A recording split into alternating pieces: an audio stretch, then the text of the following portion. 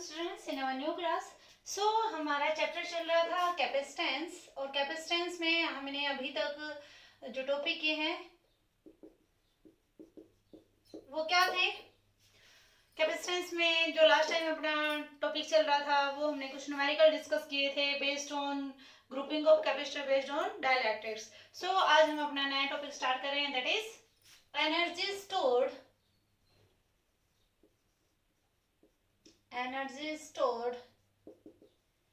in a capacitor। Energy stored in a capacitor, आज हम ये टॉपिक अपना डिस्कस करेंगे बेटे, ठीक है। तो टॉपिक ये टू द पॉइंट आने से पहले हम इसके बारे में थोड़ा सा बेसिक इंट्रोडक्शन लेके चलते हैं। बेसिक इंट्रोडक्शन लेने के लिए हमने क्या किया भाई, देखो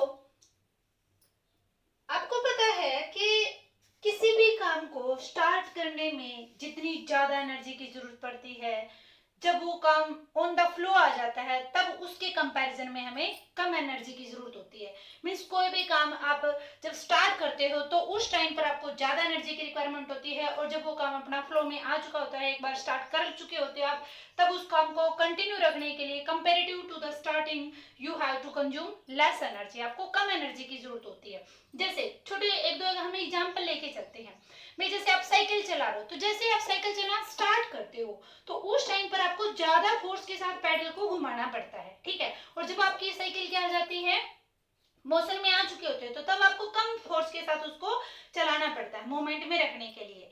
उसी प्रकार जैसे फैन है, फैन को जब हम चलाना स्टार्ट करते हैं, तो जब अपना फैन चलना स्टार्ट होता है तो उस टाइम पर उसको ज्यादा एनर्जी की जरूरत होती है, उसके बाद तो वो कम एनर्जी से भी अपना काम चला लेता है। तो आपने देखा होगा कई बार घरों में गाँव में क्या होता है कि कई जो फैन होते हैं वो कई दिनों बाद, जैसे काफी पुराना हो चुका है तो वो फैन कई बार चलना बंद कर देता है। तो क्या कहते हैं भाई, एक बड़ा सा डंडा लेके आओ और उस बड़े से डंडे को के साथ उसको जोर जोर से घुमाना स्टार्ट करते हो, तो आप देखते हो कि फैन चलना स्टार्ट कर दिया।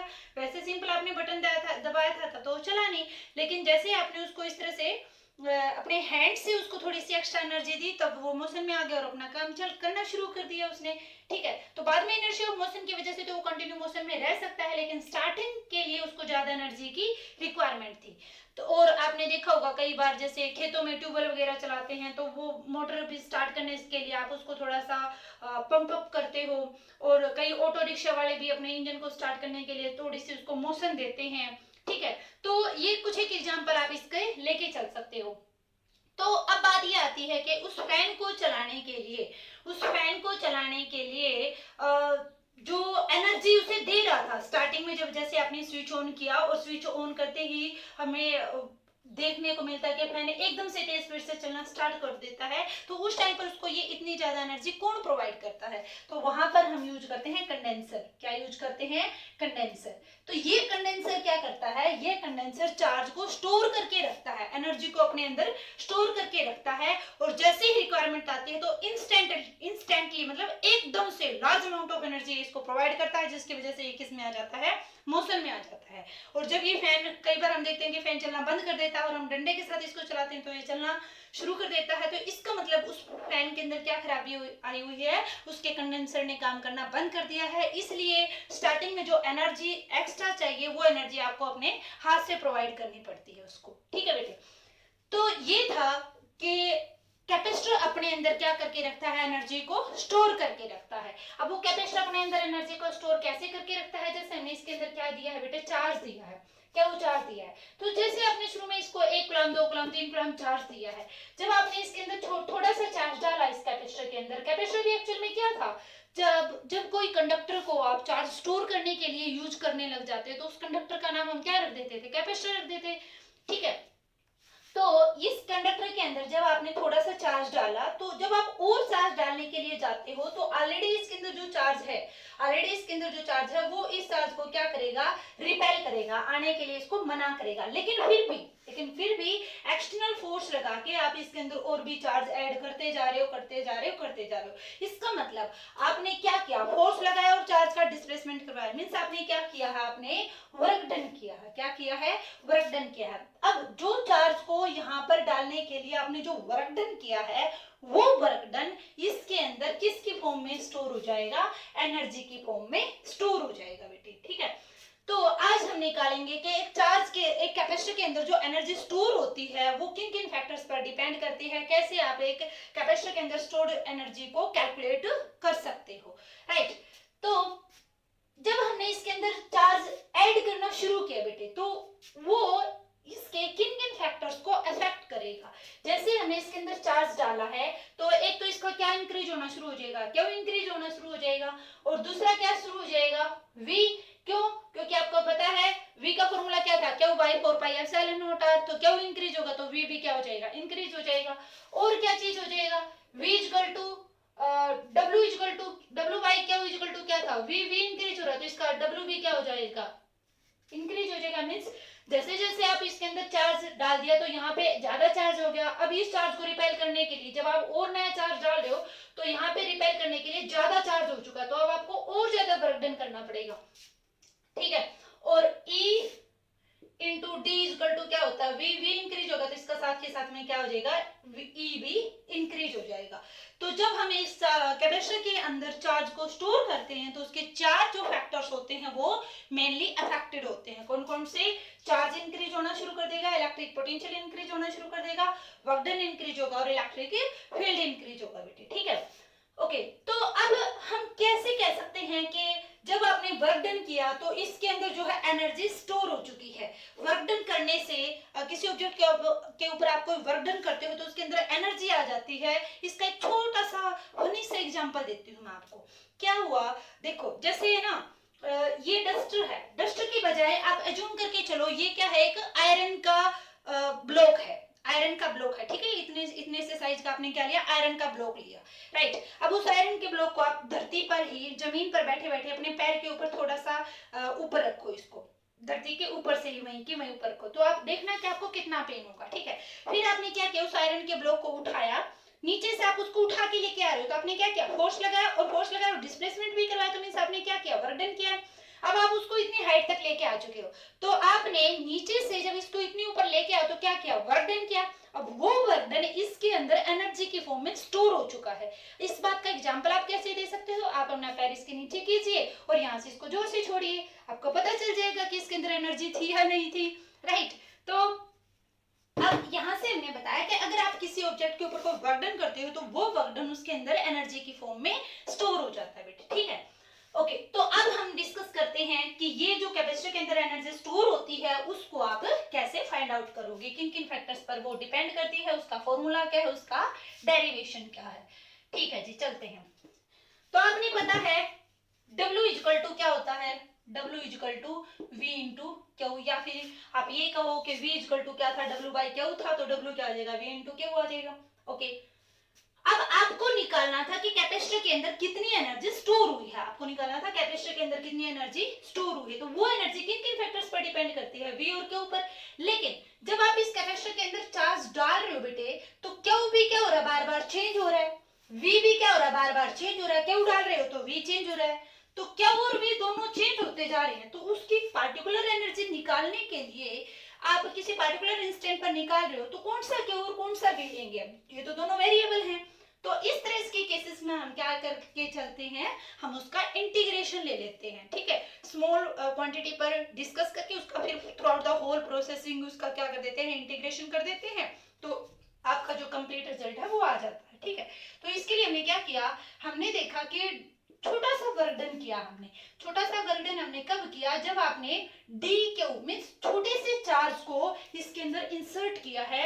इतना छोटा सा चार्ज था वो जिससे कि इसके वी पर कोई इफेक्ट ना हो, बिल्कुल छोटा सा, little bit, minutely, approximately zero, not zero, approximately zero, बहुत छोटा सा चार्ज आपने इसके अंदर इंसर्ट किया।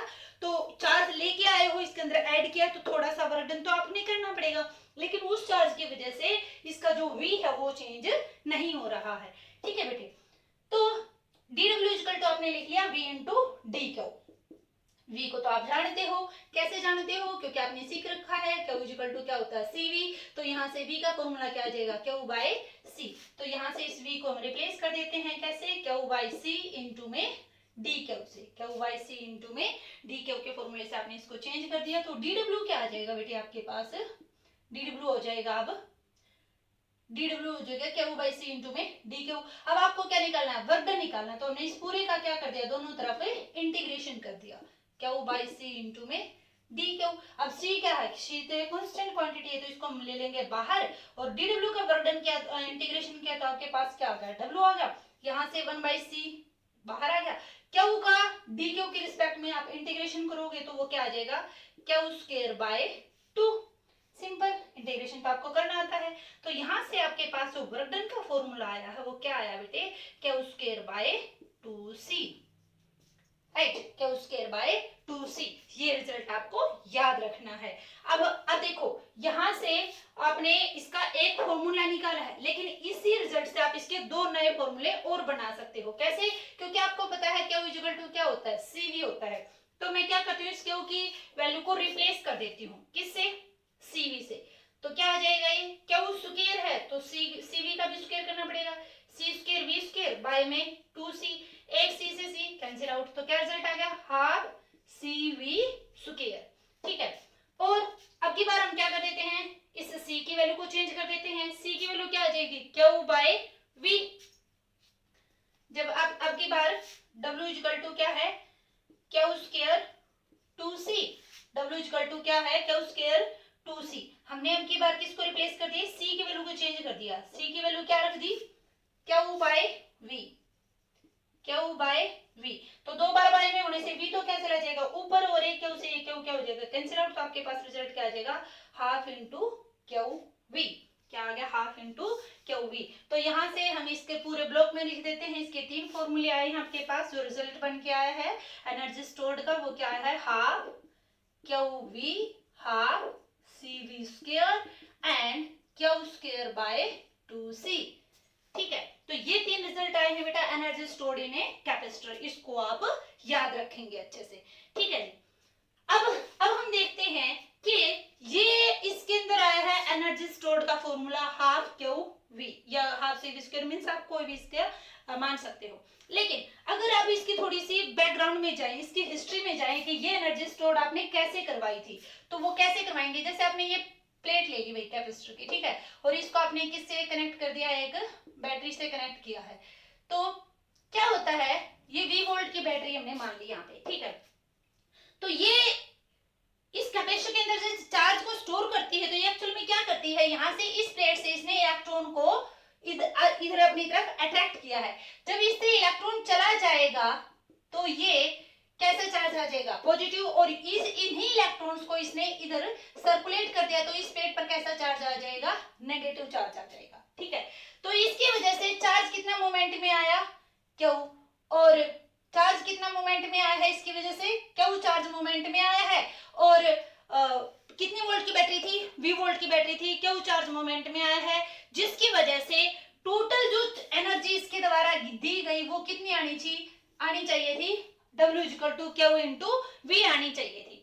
ठीक है, लेकिन बैटरी की वजह से सप्लाई जो V है, मींस हम ये कह सकते हैं कि बैटरी ने कितना वर्क डन किया, बैटरी ने वर्क डन किया क्यू इंटू वी, लेकिन इस कैपेसिटर ने कितना स्टोर किया, half into Q V, means पूरे का 50% ही इसने अपने को आउटपुट दी। हमारा टारगेट क्या था, हमारा टारगेट था इस कैपेसिटर को स्टोर करना, अपना टारगेट क्या था, इस कैपेसिटर को स्टोर करना। अब ये कैपेसिटर कितना स्टोर कर पाया है, ये तो केवल हाफ इंटू क्यू वी को ही स्टोर कर पाया है, तो इतना ही स्टोर किया है अगर इसने, तो बाकी की एनर्जी कहाँ गई, बैटरी ने वर्क डन किया था क्यू वी, स्टोर किया हाफ क्यू वी, तो बाकी की एनर्जी कहाँ गई, इसका मतलब जो बाकी की एनर्जी थी उसका क्या हो चुका है, लॉस हो चुका है, बाकी की एनर्जी का क्या हो गया, लॉस हो गया। और वो जो बाकी की हाफ क्यू वी एनर्जी गई है उसका लॉस किसकी फॉर्म में हुआ है, हीट की फॉर्म में हुआ है, किसकी फॉर्म में, हीट की फॉर्म में, क्योंकि ये जो जब चार्ज इस तरह से बैटरी की वजह से सर्कुलेट करना स्टार्ट करते हैं, आपस में उनका कोलिजन होता है, तो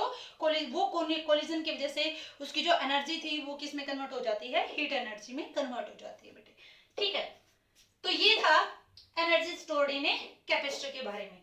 ओके, अब एक और दूसरी टर्म हम देखते हैं, एनर्जी डेंसिटी।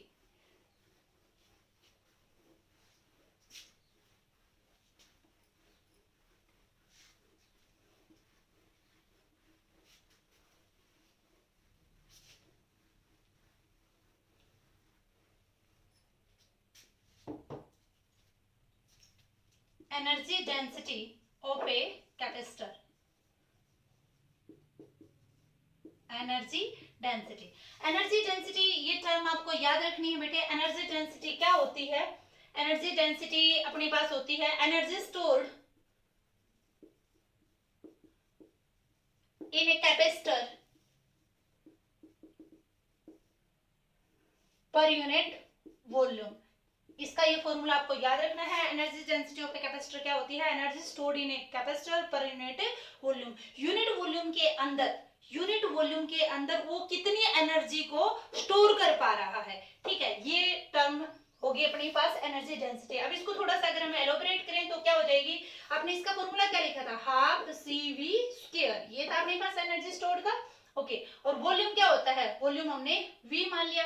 अब ये भी V है, ये भी V है, दोनों V में थोड़ा सा डिफरेंशिएट करने के लिए इसकी थोड़ी सी डिजाइनिंग कर देते हैं हम। ठीक है, ओके, तो ये V है अपने पास इलेक्ट्रिक पोटेंशियल, और ये V क्या है? वॉल्यूम। ये किसको रिप्रेजेंट कर रहा है? वॉल्यूम को। और ये किसको रिप्रेजेंट कर रहा है? इलेक्ट्रिक पोटेंशियल को। ठीक है बेटे, ओके। अब इन दोनों को हम एक दूसरे में इस तरह से मर्ज करने की कोशिश करेंगे। इन दोनों के फॉर्मूले इस तरह से करेंगे कि अपना कैंसिल आउट होके मिनिमम टर्म्स अपनी आ सके। तो C का फॉर्मूला आपको पता है। C पैरेलल प्लेट की कैपेसिटर की जो कैपेसिटेंस थी उसका फॉर्मूला क्या था? Epsilon not A/D। और V का फॉर्मूला अगर हम A और D के फॉर्म में देखें तो E into D।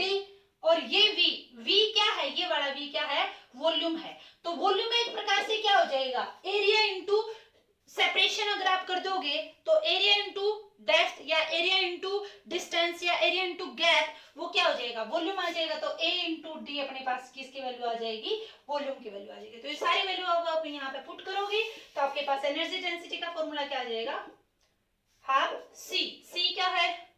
Epsilon not A/D into V square. V क्या था? E into D। E इसका स्क्वायर था तो इसका भी हमें स्क्वायर करना पड़ेगा। D square divided by volume. Volume कितना है? A into D। A into D। अब A से A cancel out, D square से D स्क्वायर कैंसिल आउट, क्या बच गया आपके पास? Half epsilon not E square. ये किसका फॉर्मूला आ गया आपके पास? एनर्जी डेंसिटी का। ये फॉर्मूला आपने याद रखना है। ठीक है, ओके। तो ये था बेटा energy stored in a capacitor. तो अभी तक हमने बेटा क्या स्टडी किया था कि एक सिंगल कैपेसिटर जो एनर्जी स्टोर्ड करता है उसका फॉर्मूला आपने देख लिया था। वो क्या था? Half CV square. और दूसरा इसको किस टर्म में लिख सकते थे हम? Q square by 2C। और किस तरह से कर सकते थे? Half Q into V। तो एक सिंगल कैपेसिटर जो एनर्जी स्टोर करता है वो तो आपने अभी देखा है। लेकिन अगर आपको ग्रुपिंग ऑफ कैपेसिटर दे रखा हो, मींस सारे के सारे जो कैपेसिटर वो कॉम्बिनेशन के फॉर्म में दे रखे हैं, तो उस टाइम पर आप उसकी एनर्जी स्टोर कैसे निकालेंगे? चलो देखते हैं। तो हमने बेटा ग्रुपिंग ऑफ कैपेसिटर में कितने टाइप की ग्रुपिंग स्टडी कर रखी है? तो ग्रुपिंग ऑफ कैपेसिटर में हमने स्टडी कर रखा है सीरीज कॉम्बिनेशन और पैरेलल कॉम्बिनेशन। तो पहले चलो हम लेके चलते हैं सीरीज कॉम्बिनेशन ले लिया। जैसे हमने सीरीज कॉम्बिनेशन में जैसे इस तरह से हमने मान लिया कि n कैपेसिटर अपने कनेक्टेड है इन सीरीज। इसकी कैपेसिटेंस C1 है, V1 electric potential C2, V2, C3, V3, C4, V4 and so on, और आगे भी इसी तरह से। ठीक है, तो इसका नेट इक्विवेलेंट से कैपेसिटेंस कितना आ जाएगा? CE आ जाएगा, CS आ जाएगा। अब आपको इसका क्या निकालना था? इलेक्ट्रिक पोटेंशियल निकालना था। सॉरी, इसकी क्या निकालनी है आपको? एनर्जी स्टोर निकालना है। एनर्जी स्टोर निकालना है तो एनर्जी स्टोर के लिए अपने पास कितने सारे फॉर्मूले हैं? ये 3 फॉर्मूले हैं। अब इन 3 में से हम कौन सा यूज करेंगे वो हमें देखना है। देखो भाई, अगर हम इसको यूज करती हूँ मैं ये वाला formula, half into C equivalent into में V स्क्वायर, जैसे मैंने अभी पहले लिखा था, तो ये फॉर्मूला मैं क्यों नहीं यूज कर सकती? क्योंकि V मैं कौन सा लूंगी? E तो मैंने नेट ले लिया। E तो कौन से लिए है? नेट इक्विवेलेंट लिया है। बट V इसका अलग है, इसका अलग है, इसका अलग है, V तो सारा अलग अलग होगा। तो इसके लिए हमें ऐसी क्वांटिटी लेनी पड़ेगी जिसमें एक नंबर तो क्या होना चाहिए? कांस्टेंट होना चाहिए। तो उसके लिए हम इसमें कौन सा फॉर्मूला चूज करेंगे? This one, that is Q square by 2C। क्योंकि जो हम यहाँ पर C लेने वाले हैं वो CE टोटल अपने पास क्या आ जाएगी? Q square by 2C E equivalent वाला लेना है ना हमें, इन सभी का जो नेट इक्विवेलेंट कैपेसिटेंस होगा वो ले लिया। और क्यू क्या रहता है इसमें throughout the whole combination whole circuit Q क्या रहेगा, कांस्टेंट रहेगा। ठीक है, तो मैंने इसको क्या लिख दिया, क्यू स्क्वायर बाय 2CE। अब इसको मैं कैसे लिख सकती हूँ, क्यू स्क्वायर बाय 2 इनटू में जो 1/CE है, ये क्या लिखेंगे इसको 1/CE, और ये 1/CE किसके इक्वल हो जाएगा, क्यू स्क्वायर बाय 2 इनटू में 1/CE को कैसे लिखेंगे हम 1/C1 plus 1/C2 plus 1/C3 plus 1/C4 and so on up to which terms we have connected the capacitors, जितने नंबर हमने कैपेसिटर्स के कनेक्ट किए हैं, जितने नंबर ऑफ कैपेसिटर्स हमने कनेक्ट किए हैं वहां तक के हम यहाँ पर वैल्यू पुट कर देंगे। ठीक है, अब इसको आप जरा सेपरेट करोगे तो आपके पास ई टोटल क्या आ जाएगा, ई टोटल आ जाएगी आपके पास Q square by 2C1 plus Q square by 2C2 plus Q square by 2C3 and so on, और आगे भी इसी तरह से। ठीक है, तो ई टोटल अपने पास क्या आएगी बेटा, ई टोटल अब हम कैसे लिखेंगे, क्यू स्क्वायर बाय 2C1 ये किसको रिप्रेजेंट करेगा, पहले कैपेसिटर की, ये दूसरे कैपेसिटर की एनर्जी, ये तीसरे कैपेसिटर की एनर्जी, और आगे भी इसी तरह से एन कैपेसिटर की एनर्जी को आप इस तरह से कैलकुलेट कर लेंगे। ठीक है, तो जब हमने उनको सीरीज में कनेक्ट किया कैपेसिटर्स को, तो उसकी नेट जो हमें टोटल एनर्जी निकालनी है उसको निकालने का पैटर्न हम ये वाला फॉलो करेंगे। ठीक है, तो ये तो था किसका, सीरीज कॉम्बिनेशन का। अब अगर अपने पास कॉम्बिनेशन आ जाए किस तरह से, पैरेलल कॉम्बिनेशन दे दिया जाए, तो पैरेलल कॉम्बिनेशन में क्या करेंगे बेटा हम, ये इस तरह से, और आगे भी अप टू हमने मान लिया कहां तक है ये इस तरह से connected, N number of capacitors अपने यहाँ पे कनेक्टेड हैं। ठीक है, C1 C2 C3 C4 and so on, और आगे भी इसी तरह से, ये ए भी आपने क्या मान लिया, टर्मिनल मान लिया। तो अब आपको इसकी क्या निकालनी है, नेट एनर्जी निकालनी है, क्या निकालना है, ई टोटल निकालना है इसका। तो ई टोटल हम कैसे निकालेंगे बेटा, ई टोटल कैसे निकालेंगे, अब आपको ये देखना है कि इसके अंदर कांस्टेंट क्वांटिटी कौन सी है, क्यों, तो इसमें क्या हो जाएगा, वेरिएबल हो जाएगा। सी का भी रोल आना चाहिए क्योंकि आपको सी इक्विवेलेंट लेना है, सभी को आपने ग्रुपिंग की है तो सी इक्विवेलेंट लेना है इसका। और क्या देखना है कि इसमें एक टर्म क्या होनी चाहिए, अपनी कांस्टेंट होनी चाहिए। तो v तो क्या है इसमें, वेरिएबल है, v तो क्या सॉरी v तो के बाद क्या हो जाएगा, पैरेलल में भी अपना कांस्टेंट रहेगा, वेरिएबल क्या हो जाएगा, क्यों हो जाएगा। तो अब के बाद हम इस फॉर्मूले को तो लेके नहीं चल सकते, तो अब हमें कौन सा फॉलो करना पड़ेगा, ये वाला फॉलो करना पड़ेगा। तो इसमें हम ई टोटल कैसे लिख देंगे, हाफ CP कह लो, C इक्विवेलेंट कर लो, आपकी मर्जी जो भी हम यहाँ पे यूज करना चाहे, इनटू में v स्क्वायर। अब v मैं इसलिए लिख सकती हूँ क्योंकि v इसके लिए हर एक के लिए क्या रहेगा, कांस्टेंट रहेगा अपना। ठीक है बेटे, तो इसको और हम कैसे लिख देंगे, हाफ CP v स्क्वायर। अब इस v स्क्वायर में v स्क्वायर इधर लिख लिया, CP की वैल्यू को मैं चेंज कर सकती हूँ, कैसे, CP को क्या लिख सकते हैं, C1 plus C2 plus C3 plus C4 and so on, और आगे भी इसी तरह से, क्योंकि ये जो कैपेसिटर्स हैं आपने CP किसमें जोड़े हैं, पैरेलल में जोड़े हैं। पैरेलल में जोड़े तो पैरेलल में हम कैसे करते हैं, डायरेक्ट ऐड कर देते हैं उनको, तो डायरेक्ट हमने इसकी वैल्यू पुट कर दी। तो ये क्या आ जाएगा, अब अपने पास half C1 v square plus half C2 v square plus half C3 v square and so on, और आगे भी इसी तरह से। तो ई टोटल अपने पास क्या आ जाएगा, E1 plus E2 plus E3 and so on, और आगे भी इसी तरह से। तो इस तरह से जब अपने पास पैरेलल में अगर कैपेसिटर्स कनेक्टेड हैं तो उनका अगर हमें टोटल एनर्जी निकालनी है तो उसके लिए हम इस तरह से अपना पैटर्न, अपना जो मेथड है उसको ओबे करेंगे, फॉलो करेंगे। ठीक है, तो ये तो था जब अपने पास ग्रुपिंग ऑफ कैपेसिटर दे दिया जाए और उस टाइम पर उनकी एनर्जी स्टोर्ड अगर आपको कैलकुलेट करनी है तो वो कैलकुलेट करने का तरीका। अब एक और टर्म है बेटे जो अभी तक हमने डिस्कस नहीं की है, और वो बल्कि हमें डिस्कस कर लेनी चाहिए थी पहले ही। जैसे हमने, तुम्हें अगर याद हो तो कैपेसिटेंस का जो चैप्टर हमने स्टडी किया था, स्टार्ट किया था सॉरी, तो उसमें हमने स्टार्टिंग कहाँ से की थी, उसमें हमने स्टार्टिंग की थी कि एक कंडक्टर को जब आप इलेक्ट्रिक फील्ड में प्लेस करते हो तो उसके द्वारा जो बिहेवियर शो किया जाता है वो 5-7 प्रॉपर्टी आपने उसकी स्टडी की थी। तो उसी में एक और इम्पोर्टेंट है, दैट इज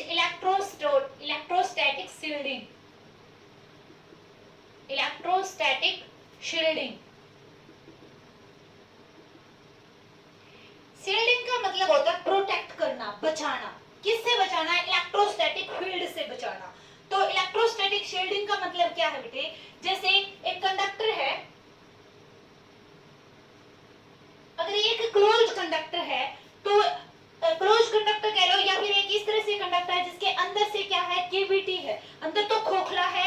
जैसे आपने देखियो प्लास्टिक की जो बॉल होती है, तो प्लास्टिक की बॉल ऊपर से तो कवरिंग रहेगी, लेकिन अंदर से क्या होती है? वो होलो होती है, एम्प्टी होती है, खाली होती है ना अंदर से। तो इस तरह से अगर अपने पास कोई कंडक्टर है, तो अगर हमें कोई ऐसा अपने पास कोई ऐसी चीज है जिसको हमने इलेक्ट्रिक फील्ड से बचाना है, तो हम क्या करेंगे? उसको एक कंडक्टर की केविटी के अंदर अगर हम उसको रख देंगे, तो अब उस कंडक्टर को चाहे आप इलेक्ट्रिक फील्ड में रखोगे, तभी उस ऑब्जेक्ट के ऊपर जो हमने इस कंडक्टर की केविटी के अंदर रखी है, जो थिंग हमने बचानी थी इलेक्ट्रिक फील्ड से, उसके ऊपर इलेक्ट्रिक फील्ड का कोई भी प्रभाव नहीं होगा। क्यों? देखो, जैसे यहां पर आपने क्या किया है,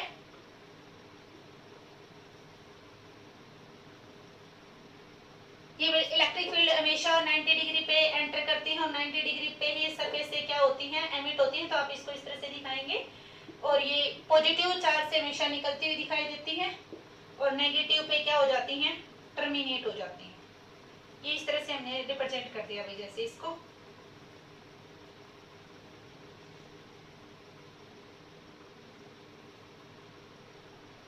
ये मान लिया नेगेटिव चार्ज है अपना, यहाँ पे ये क्या हो चुके हैं? टर्मिनेट हो गए। ठीक है, अब आपको पता है, क्या पता है कि एक कंडक्टर के इनसाइड में, कंडक्टर के अंदर इलेक्ट्रिक फील्ड क्या होता है? जीरो। क्यों? क्योंकि कंडक्टर के अंदर चार्ज क्या होता है? जीरो। अब उसके लिए भी रीजन क्या था कि जब भी किसी कंडक्टर को बेटा थोड़ा सा भी चार्ज दोगे, तो वो उसके सरफेस के ऊपर आ जाता है। It resides on the outer surface of the conductor. ये प्रॉपर्टी हमने स्टडी कर रखी है ना, कि जब भी आपने किसी कंडक्टर को थोड़ा सा भी चार्ज दिया है, तो रिपेल होके कहाँ आ जाएगा? आउटरमोस्ट सरफेस पे चला जाएगा। तो इस तरह से इसके अंदर चार्ज कितना हुआ? जीरो। अगर अंदर चार्ज जीरो, तो इलेक्ट्रिक फील्ड भी क्या हो जाएगा? जीरो हो जाएगा। अब अगर इसके अंदर इलेक्ट्रिक फील्ड जीरो है, इलेक्ट्रिक फील्ड कितना हो गया? जीरो। और आपने अब इसको किसी इलेक्ट्रिक फील्ड के अंदर रखा है, तो इसके ऊपर लगने वाला जो फोर्स होगा वो भी क्या हो जाएगा? जीरो। तो इलेक्ट्रोस्टैटिक शील्डिंग का मतलब क्या है? अगर आपने किसी ऑब्जेक्ट को इलेक्ट्रिक फील्ड से बचाना है, तो हम उसको एक कंडक्टर की केविटी के अंदर रख देंगे। जैसे ये अपना ऑब्जेक्ट है, इस ऑब्जेक्ट को आपने इलेक्ट्रिक फील्ड से बचाना था, तो इस कंडक्टर की केविटी के अंदर हम इसको रख देंगे। तो अब इस कंडक्टर को चाहे इलेक्ट्रिक फील्ड के अंदर भी रखो, फिर भी ये वाला इलेक्ट्रिक फील्ड इस ऑब्जेक्ट को कुछ भी इफेक्ट नहीं कर पाएगा। ठीक है, तो एक तो आप ये इससे डायरेक्ट समझ सकते हैं कि इसके अंदर इलेक्ट्रिक फील्ड जीरो है, या फिर आप कैसे कह सकते हो कि भाई यहाँ पे पॉजिटिव चार्ज था और ये एक कंडक्टर है, तो इसके अंदर क्या हो जाएगा? चार्ज इंड्यूस हो जाएगा। ये पॉजिटिव था, तो इसकी इस सरफेस पे कैसा चार्ज आ जाएगा? नेगेटिव। और इस सरफेस पे कैसा चला जाएगा? पॉजिटिव। इस पे कैसा आ गया? पॉजिटिव। तो पॉजिटिव से नेगेटिव, पहले इलेक्ट्रिक फील्ड इतना था, उतना ही पॉजिटिव डायरेक्शन में आ गया, तो इक्विवेलेंट अपोजिट होने की वजह से नेट इलेक्ट्रिक फील्ड क्या हो गया? जीरो। और दूसरा आप किस तरह से कह सकते हो कि ये जो इलेक्ट्रिक फील्ड लाइंस थी पॉजिटिव, ये कहां पे टर्मिनेट हो चुके हैं? इस इलेक्ट्रिक फील्ड पे टर्मिनेट हो चुके हैं। और ये जो आ रही है, ये कहां से निकली है? अब इस पॉजिटिव चार्ज से निकली है। तो मींस टू से जो कंडक्टर है उसके अंदर इलेक्ट्रिक फील्ड क्या रहेगा? जीरो रहेगा। तो इलेक्ट्रोस्टैटिक शील्डिंग क्या है? इलेक्ट्रोस्टैटिक शील्डिंग एक फिनोमेना है, एक प्रोसेस है, जिसके अकॉर्डिंग, जिसके अंदर हम क्या करते हैं? किसी भी ऑब्जेक्ट को इलेक्ट्रिक फील्ड से बचाते हैं। ठीक है, बचा सकते हैं इस मेथड से, इस टेक्निक के थ्रू। ठीक है, अब एक बार आपको पता हो तो जो कार या बसेस होती हैं, जब भी लाइटनिंग वगैरह होती है बेटा, तो हमारे लिए जो सबसे सेफ जगह होती है वो क्या होती है? कार या बस के अंदर होती है, क्योंकि वो क्या होगी? एक क्लोज्ड